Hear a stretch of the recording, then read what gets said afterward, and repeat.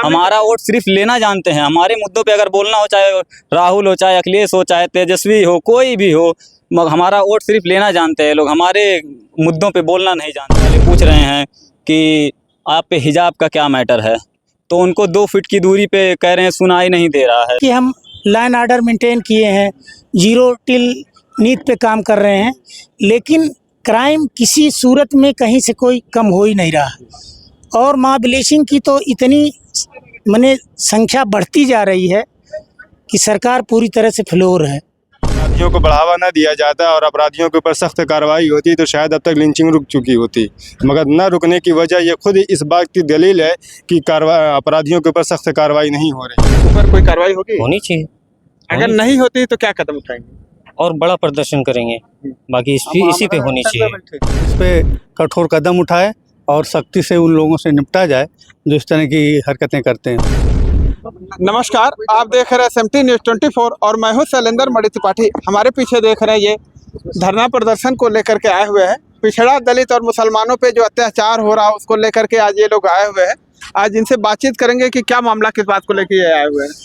All India मजलिस इत्तेहादुल मुस्लिमीन आज पूरे प्रदेश में सभी जिला मुख्यालयों पर ये बुलडोजर नीति और मॉब लिंचिंग के खिलाफ एक शांतिपूर्वक महामहिम राष्ट्रपति महोदया को मांग पत्र दिया है और उसमें मांग किया है कि इस पर सरकार को तत्काल नियंत्रण करना चाहिए। क्या दिक्कत आ रही है, कहाँ पे दिक्कत हो रही है?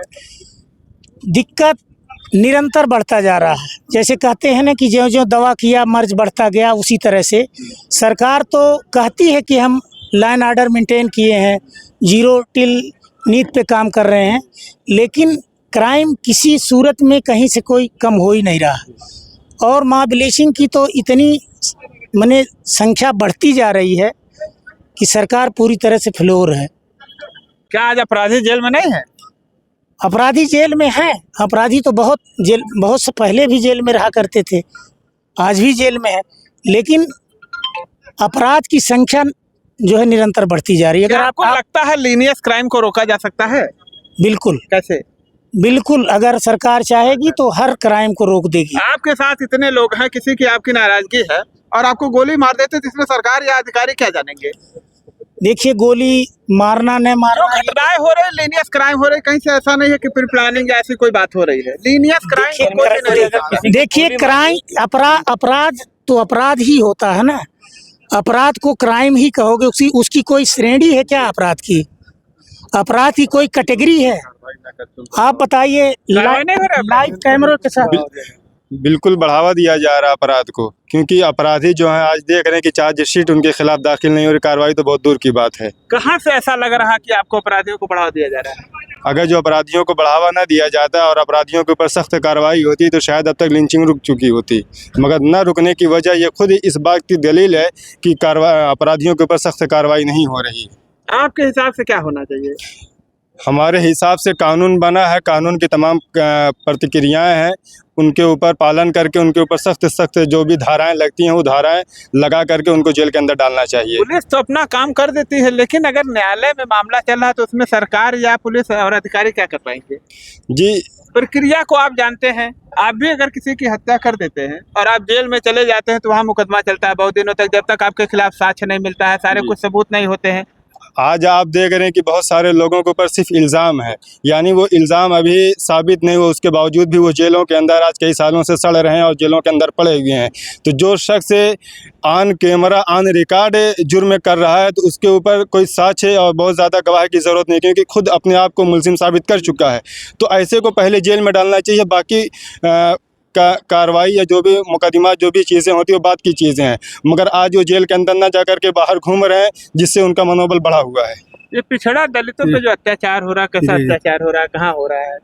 ये यहाँ भी वो देखते हैं मौका पिछड़ा दलितों पे और खास करके माइनॉरिटी पे, जहाँ मौका देखते हैं वहाँ ब्लीचिंग करते हैं या एक भीड़ बना करके लोगों को सताते हैं या उनको जान से भी मार देते हैं।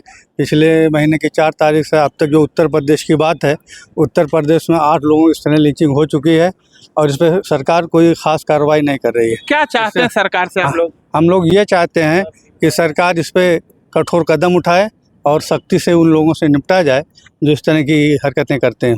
चलिए हमारे साथ जिला अध्यक्ष जी है, इनसे बातचीत करेंगे। क्या नाम आपका? मेराज अहमद। मिराज जी, ये बताइए, इतने संख्या में लोग आए हुए हैं, क्या मामला है? लिंचिंग के खिलाफ प्रोटेस्ट कर रहे हैं हम लोग, ज्ञापन दिए हैं और एसडीएम साहब को, ताकि वो पहुंचे। क्या लगता है आपके ज्ञापन के ऊपर कोई कार्रवाई होगी? होनी चाहिए। अगर नहीं होती तो क्या कदम उठाएंगे? और बड़ा प्रदर्शन करेंगे, बाकी इसी पे होनी चाहिए। इसके लिए बिल्कुल, अगर हमारी सुनवाई नहीं हो रही है, आज पूरे प्रदेश में हमारे सारे जिलों पे डीएम कार्यालय पे ये ज्ञापन दिया गया है, अगर हमारी सुनवाई नहीं हो रही है, इस पे कोई ठोस कदम नहीं उठाया जा रहा है, तो हम पूरे प्रदेश में लंबा प्रदर्शन करेंगे जब तक सरकार हमारी मांगों को पूरा नहीं करती। ठीक, क्या कहेंगे? देखिए, जो ये बुलडोजर नीति है, मॉब लिंचिंग है मुसलमानों के खिलाफ, मुसलमानों को कहीं भी रोड पे मार दिया जाता है, कहीं ट्रेनों में मार दिया जाता है, कहीं जय श्री राम के नारे लगा के मुसलमानों को मार दिया जाता है, हमारी मस्जिदों को डिमोलिश कर दिया जाता है। इस पे सरकार कोई कदम उठा ही नहीं रही है। अगर मुसलमान कोई हिंदू को छू देता है तो जेल सलाखों के पीछे चला जाता है, लेकिन अगर मुसलमानों को कोई एक हिंदू बिरादरी का मारता है तो उसको कुछ नहीं होता है।